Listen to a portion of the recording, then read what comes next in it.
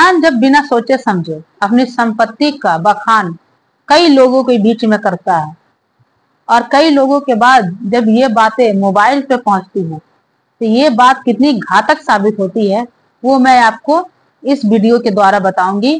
तो नमस्कार, आपका मेरे शॉर्ट रिएक्शन चैनल में स्वागत है। तो चलिए शुरू करते हैं।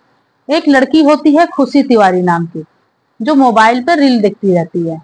मोबाइल पे रील देखते देखते उसकी एक रील पर नजर अटक जाती है, जहाँ की एक मध्य प्रदेश के गांव में भागवत हो रही थी, जहाँ बहुत बड़े भागवत कथा कहने वाले अनिरुद्धाचार्य जी, जो बहुत ही नामी है, वो अपनी कथा सुना रहे थे। इसी बीच एक व्यक्ति उस कथा में खड़े होकर उनसे सवाल करता है कि मेरी 18 एकड़ जमीन है लेकिन मेरी शादी नहीं हो रही है। तो आचार्य जी कहते हैं कि क्यों, लड़की वालों की तुम्हारी जमीन नहीं दिख रही है? ये बातें तो आई गई हो गई वीडियो में, लेकिन जो खुशी तिवारी इस वीडियो को देख रही थी वो बार बार इस वीडियो को देख रही थी, लगातार देखे जा रही थी। पता नहीं क्या समझने की कोशिश करती, लेकिन देखे जा रही थी। उसी बीच उसका भाई वहां से गुजरता है और पूछता है कि क्या देख रही हो? तो वो अपने भाई को बताती है कि देखो ये है, क्यों ना कुछ ऐसा किया जाए, ये सारी जमीनें अपनी हो जाए। तो जैसे ही खुशी ने अपने भाई संदीप से कहा कि क्यों ना हम इस व्यक्ति से हमें बात करनी चाहिए, तो जैसे ही बात करने की बात आई तो संदीप ने कहा कि बात करने की क्या बात है, चलो हम बात कर लेते हैं। वो लड़का अपनी बहन के लिए 600 किलोमीटर दूर जाता है उस लड़के से मिलने के लिए, और जाने के बाद कहता है, जब उस लड़के से मिलता है तो कहता है कि मैं अपनी बहन का रिश्ता तुम्हारे लिए लेकर आया हूँ। रिश्ता तो तय हो जाता है, लेकिन इसके बाद जो खेल खेला जाता है वो एक भयानक शक्ल ले लेता है। और जहां जहां ये रील वायरल होता है वहां वहां लोग इस पूरी बात को जानने के लिए उत्सुक हो जाते हैं कि आखिर एक कथा में एक लड़के ने अपने जमीन का बखान किया, उसके बाद उसकी कत्ल क्यों हो गई।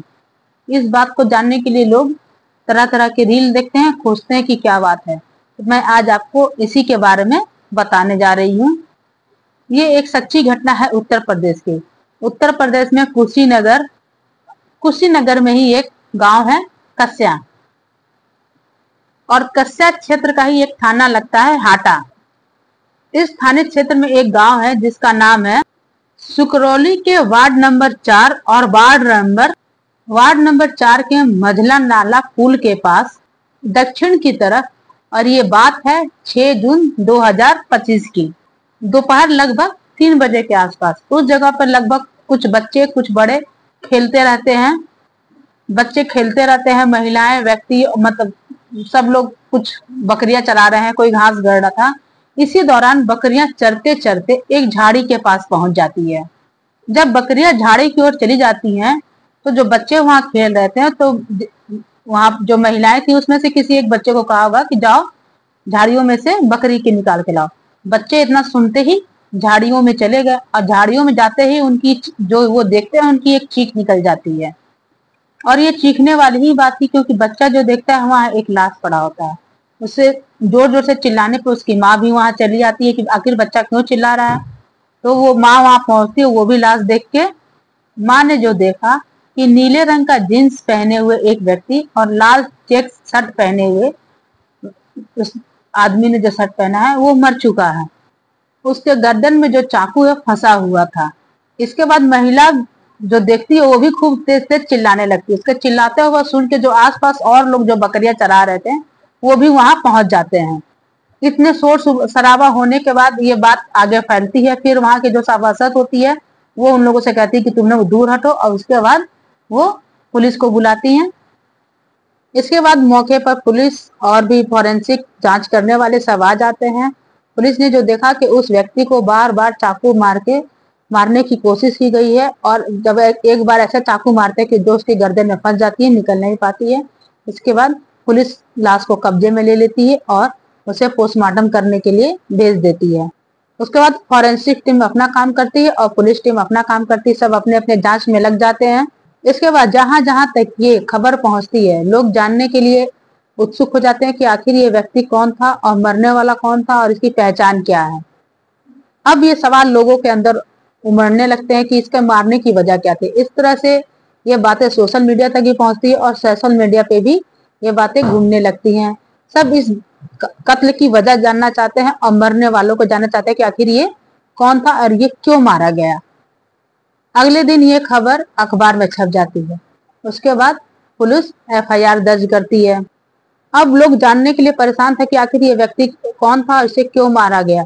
इसके बाद जानकारियां लोग आगे बढ़ती जाती हैं। पुलिस भी अपने लगा देते हैं, जितने भी थाना क्षेत्र है सब जगह ये खबर फैला देते हैं कि आखिर बात क्या है। 6 तारीख को लाश मिली थी, लेकिन 10, 11, 12 तारीख तक इसकी कोई खबर नहीं मिल पाती है। पुलिस भी लगातार अपने हाथ पैर मार रही थी, लेकिन कुछ भी खबर आगे नहीं मिल पा रही थी कि आखिर ये है कौन। 20 दिन से ज्यादा का समय बीत चुका था, लेकिन ये नहीं पता चल पा रहा था कि आखिर वो इंसान कौन है और उसे क्यों मारा गया। जब मरने वाले की हाथ पता नहीं चल पा रहा है कि ये कौन है, तो फिर कातिल का पता कैसे चलेगा और किस मोटिव्स के कारण उसे मारा गया, तब ये कैसे पता चलेगा। आखिरकार 20 दिन के बाद पुलिस को एक लीड मिलती है। 27 या 28 जून 2025 को पुलिस का एक पोर्टल होता है, सेंट्रल पोर्टल। उस पोर्टल के माध्यम से पुलिस को ये पता चलता है कि ये जो व्यक्ति मारा गया है इसका नाम है इंद्र कुमार, जिसकी उम्र है 45 साल के आसपास और ये जबलपुर मध्य प्रदेश का रहने वाला है। आखिरकार ये पता चलता है कि ये जो इंद्र कुमार है, जो जिसकी मृत्यु हो चुकी है, इसका जो भाई है, इसने मझौली थाने में इसके लिए एक गुमशुदा रिपोर्ट दर्ज कराई थी 8 जून 2025 को कि मेरा भाई अचानक से लापता हो गया। मैं उसे ढूंढने की तमाम कोशिशें कर रहा हूं, लेकिन वो मिल नहीं रहा है। ऐसी स्थिति में जब भाई ने ये गुमशुदगी दर्ज कराई थी, तो जो पोर्टल होता है उसके जरिए पुलिस को ये पता चल जाता है, कुशीनगर की जो पुलिस होती है उसको पता चल जाता है। उसके बाद उन्हें उसका मोबाइल नंबर मिल जाता है इंद्र कुमार का। उसके बाद पुलिस उसके मोबाइल नंबर की CDR निकालती है, मतलब लोकेशन निकालती है, और इसने किस किस से बात किया था ये निकालती है। उससे ये पता चलता है कि इसकी लोकेशन कहाँ थी और ये कहाँ गया था और इसने किस किस से बात की थी। तब पुलिस के सामने 3 नाम आती है उसके मोबाइल की जब जांच की जाती है। तो पहला नाम है साहिबा बानो, दूसरा नाम है शमसुद्दीन अंसारी और तीसरा नाम होता है कौशल कुमार गौड़। ये तीनों गोरखपुर के होते हैं। जब ये तीनों नाम बाहर आते हैं तो पुलिस ने इन तीनों को रडार पर लिया, इन तीनों को गिरफ्तार किया। और जब पुलिस ने जांच की, तब जांच में जो आगे बढ़ती है, जांच करने पे ये पता चलता है कि ये जो साहिबा बानो है, इसने कौशल कुमार गौड़ से प्रेम विवाह किया था। प्रेम विवाह करने के बाद ये गोरखपुर के कूड़ा घाट जगह में रहती है। प्रेम विवाह करने के बाद ये जो साहिबा बानो है, ये अपना नाम बदलकर खुशी तिवारी रख लेती है और ये दोनों एक किराए के घर में रहते हैं। जिंदगी में इनका सब ठीक ठाक चल रहा था। इसके बाद एक दिन वो रील देख रही थी और रील देखते देखते उसकी नजर एक रील पर रुक जाती है, जहां एक व्यक्ति अनिरुद्धाचार्य से अपनी शादी ना होने की बात कर रहा है कि मेरी 18 एकड़ जमीन है और मेरी शादी नहीं हो रही है। तभी कथावाचक उनसे कहते हैं, उसके सवाल का जवाब देते हैं कि क्यों लड़की वाले को तुम्हारी जमीन नहीं दिखाई दे रही। और इस रील को देखने के बाद साहिबा बानो उर्फ खुशी तिवारी की नजर इस रील पे अटक जाती है और इसके बाद ये खेल रचती है। जो इसका पति होता है कौशल कुमार गौड़, इसको ही अपना भाई बनाकर रिश्ते के लिए, मतलब संदीप बनाकर रिश्ते के लिए आगे भेजती है। इसके बाद कौशल कुमार गौड़ संदीप बनकर, मतलब खुशी तिवारी का भाई बनकर 600 किलोमीटर दूर जाता है और वहां नमस्ते दुआ सलाम करता है और बात आगे बढ़ाता है, शादी की बात आगे बढ़ाता है कि मैं इच्छुक है अपनी बहन की शादी करने के लिए आपसे।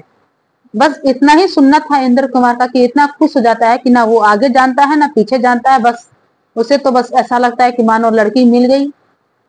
इंद्र कुमार शिक्षक की नौकरी भी करता था और उसकी जमीन भी ठीक ठाक थी। सब कुछ ठीक ठाक होने के बाद शादी तय हो जाती है।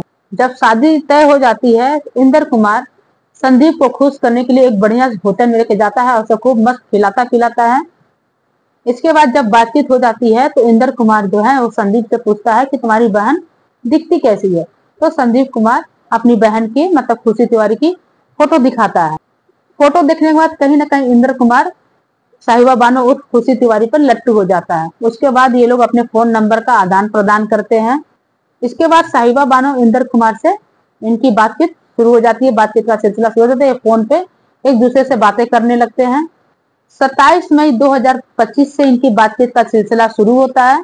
अभी बात करते कुछ ही दिन हुए थे कि साहिबा बानो और खुशी तिवारी ने इंद्र कुमार से कहती है कि अगर तुम शादी करना चाहते हो तो तुम्हें गोरखपुर आना पड़ेगा। उसे गोरखपुर आने का न्योता देती है कि तुम्हें अगर मुझसे शादी करनी है तो आके मेरे परिवार वालों से बात करनी पड़ेगी, लेकिन मेरे परिवार में बहुत ज्यादा लोग नहीं है, सिर्फ एक भाई है, तो तुम्हें भाई से ही आकर बातचीत करनी पड़ेगी। आखिरकार 2 जून 2025 को इंद्र कुमार अपने घर से मतलब मध्य प्रदेश से गोरखपुर आ जाता है शादी करने के लिए। लेकिन वो एक काम ये करता है कि जब वो अपने घर से आता है तो वो अपने भाई को यानी अजय कुमार तिवारी को ये बता देता है कि मुझे एक लड़की मिल गई है और मैं उससे शादी करने जा रहा हूँ। इंद्र कुमार अपने भाई को कुछ कुछ बताता है लेकिन पूरी तरह से नहीं बताता है, क्योंकि वो जो लड़की थी खुशी तिवारी उसने उसे बोला था कि तुम अकेले आना और किसी को मत बताना। इसलिए वो थोड़ी बहुत बातें बताता है कि वो लड़की देखने में ऐसी है, लेकिन वो पूरी बातें नहीं बताता है। और इंद्र कुमार अकेला चला आता है अपने भाई को थोड़ी बहुत बातों की जानकारी देकर। ये लोग इसे गोरखपुर बुलाते हैं, लेकिन ये गोरखपुर से किसी दूसरे जगह ले जाते हैं 3 जून 2025 को, जहां एक हल्फनामा तैयार करते हैं उसके संपत्ति के लिए। और हल्फनामे में ये लिखवाते हैं कि इंद्र कुमार को अगर कुछ भी हो जाए, उसके मरणोपरांत उसकी सारी संपत्ति जो भी है, जमीन जायदाद जो भी है, वो सब साहिबा बानो यानी खुशी तिवारी के नाम पर हो जाए। इस हल्फनामे को तैयार करने के बाद वो एक गाड़ी में बैठते हैं। गाड़ी में खुशी तिवारी, उसका पति कौशल यानी संदीप जो उसका भाई बना हुआ था, इंद्र कुमार और एक और ड्राइवर होता है शमसुद्दीन। गाड़ी में बैठते इसके बाद ये गोरखपुर छोड़ते हैं और कुशीनगर पहुंचते हैं। कुशीनगर के कस्या में जाते हैं 5 जून 2025 को। यहाँ पर एक आइडिन नाम का होटल होता है, होटल में रुकते हैं और उस होटल के कमरे में इनकी एक झूठ मूठ की शादी होती है। वो उसके मांग में सिंदूर भरता है, एक बढ़िया से कपड़े पहना देते हैं, लड़की को साड़ी पहनाई जाती है। इंद्र कुमार अपने घर से 1,30,000 के जेवरात लेकर आया था, वो उसे पहनाता है। गहने कपड़े पहनने के बाद बकायदा उसके मांग में सिंदूर भरी जाती है। ये सब करते करते शाम हो चुकी थी।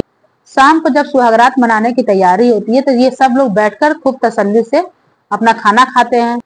सब खाना खाते हैं, लेकिन इंद्र कुमार को एक बात ये नहीं पता थी कि सबके खाने तो ठीक है, लेकिन जो वो खाना खा रहा है उसमें नशीली दवाई मतलब नशीली पदार्थ मिलाई गई थी।